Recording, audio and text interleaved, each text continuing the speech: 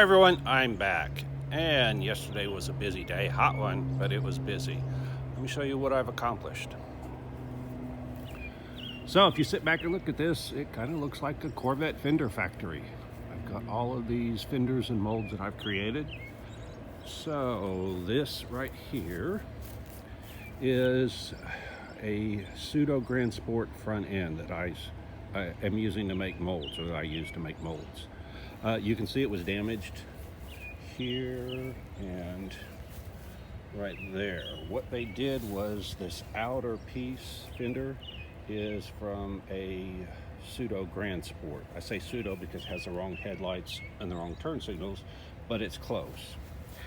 If you pull this up, you can see that the way they made this is that bottom part is the pseudo Grand Sport, and then they grafted it onto the dark part is the actual original 64 Corvette that it came on. So they just grafted those two pieces together. You can see it got damaged in the front, and there is a crack right there you'll see on the other side when I flip it over. So and it couldn't be used like it is. That's one of the reasons the owner wanted this whole thing changed, is because he wants it to be more like a real Grand Sport. All right, so there's one spot. There's a big crack right here. Rather than repair it, I just put some silver tape over it, waxed it. Same thing up here. The tape pulled off when I pulled the mold off, but I just silver taped all of that. And this is the mold that got made from it. And so you can see that there's where that silver tape damaged area was, and you look at it just right, you can see the tape over here. It's hard to see in the mold. There it is, it's right there. It shows up in the part. Speaking of which, this is the part I made from it. And there's where you can see the tape of that was. And I don't know where the other tape is. Well, I guess that is it. And then you can see this area is a little rough because that's a little rough. The orange here is tooling gel coat, which I would have liked to have used for the whole thing, but I'm out of it, or I ran out of it. So I switched and used regular gel coat up on the top area there.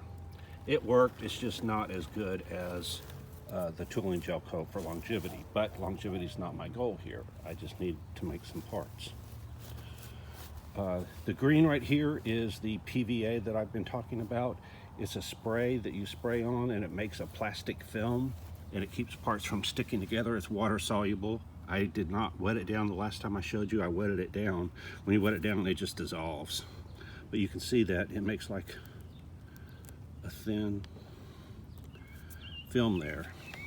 Shouldn't need it if you wax or use mold release sufficiently, but it's an extra precaution. You can see there's an edge right there. I had been hearing about pre-release on molds, and I had no idea what that was. Well, I experienced it for my first time. On the mold, I used mold release, I used wax, and I used PVA because I did not want the parts sticking together. Well, when I put the gel coat on this, I stuck it out in the sun to speed it up, and it was a very hot day. What happened is the gel coat cured, and when it cured, it shrunk, and when it shrunk, it pulled away from the mold. So that whole center section was not stuck to the mold. I could sit there and push it in, and it moved, oh, I don't know, about 1/4 of an inch or so. So I thought about leaving it. It was intact. I thought about leaving it, and then maybe putting the fender back inside the mold after I put the fiberglass and put a sheet of plastic in between them, and then maybe putting some foam in between or something like that. But I thought the risk of the shape not being correct was too high. So what I did was I cut out the loose gel coat. And what you see here in certain areas is where the gel coat stuck really well. So it stuck well on this top part, but these flat areas are the ones that pulled away. I probably should have pulled all the gel coat off, but again, I was in a bit of a hurry. And again, this is just a quick piece. So I'll have to sand that. Hopefully I can get rid of that. I'll find out in a little bit. All I need is the fender flare itself, and it's just the shape. All I needed was something that's better shaped than the ones that I currently have, which this is for my mold that I damaged because I did not do a good enough job protecting the mold using the different mold release. And you can see that if I hadn't painted it, it would be all different colors. And this didn't have the fender lip, and I really need that fender lip. So the goal of this was to get that fender lip. This area right here, for some reason, would not stick down when I was making the mold. And you can see it actually damaged the mold. This should not have come off. This should have stayed on the mold. Not a big deal. The mold could be fixed. But you can see this is that area that I'm talking about. And again, I don't know why it wouldn't stick down, but it wouldn't. I've got some clips, some chip clips, and I should have used those. But anyway, neither here nor there. Let me see if anything's wrong with the actual part.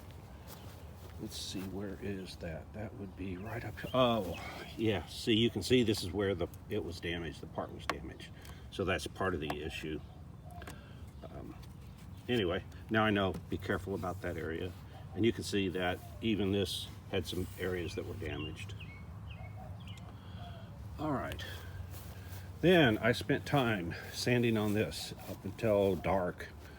So this looked great in the dark. I had black on top of this. I sanded all of it off. You can see there are very few low spots right now. I think I can't tell if that's a low spot or going through to the material underneath. You see, there's the material underneath. It's a dark color because it's raw fiberglass. And then there's primer, there's gel coat, and then there's the black primer guide coat. So I'll need to fill in this area, a couple of small spots. I can use some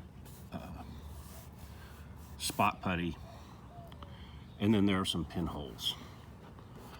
One of the reasons I sanded this down so extensively was there were a lot of pinholes, and so I got rid of some of them, but some of them just won't come out, so I will have to use spot putty. I was trying to avoid doing that. This area up here I went ahead and did, even though I don't need this area, or shouldn't need this area, but we'll see. That's kind of up to the shop how they're going to graft everything together. So my goal for today is, I spent all this time designing this section to get rid of the headlight that stuck out. I don't see it anywhere here. It's over on the other side of the yard. So anyway, I'm sorry, the turn signal bulge right here. So I got rid of it and smoothed that out, shaped it. So if I come over here, this is the other side, and this is the start of that bulge. I got rid of the part where it starts coming out, and then there was a tubular piece right here, and then the turn signal mounted to the front of that. So I've got to get rid of this area right here and make that transition into there. Unfortunately, this was done, but when the shop cut the car part, they cut it in the wrong place. They really shouldn't have. I wish they wouldn't have done that, but they did. Anyway, so now I've got to recreate that. What I'm thinking is this part right here is pretty straightforward. This part right here, obviously, I can steal straight off of the Grand Sport front end, so that's not a big issue. Just mold this together like I did with that one. I put plastic in between there and then just put fiberglass on, so that'll be relatively easy to do. The hard part is getting this part right. So what I need to do is I need to make templates. So if you look at the actual part, this right here should be pretty straightforward. I can make a piece that's flat and comes along here and curves in like that. And then somewhere up here is the actual Grand Sport nose. So all I got to do is come up with this piece right here. Once I do that, then this right here is also relatively flat, so I can make a piece like this. So I can do this out of cardboard or any material that is semi-rigid. Okay, so that would take care of this piece. It would probably take care of this transition as well. And then all I've got to worry about is this part right here. And so what I'll do is, again, I'll make cardboard templates of this and then of the shape, and then I'll put cardboard in there, and I'll basically can recreate a mirror image of this completely separate from the car. And then I'll fiberglass that and can graft that onto there. So the only challenging part is going to be this area right through here, getting it to match the other side. So let me go back over here. I'm thinking as I look at this, I have a vague idea of what I'm doing, but so you can see that this whole area right here is what I've got to build. So this right, like I said, the flat part here should be fairly easy to reconstruct. This flat part under here should be fairly easy to reconstruct. And so what I can do is I can create the bridge between these two pieces first, and then I'll screw that or fiberglass it into place. Once I do that, then I can make templates for the depression there so that the two sides meet. All right, that's my plan for today. Hopefully it doesn't rain. It's overcast, it's muggy. I don't know, it does look like rain. But I've worked in the rain before. I've got my canvas cover, so that's no big deal.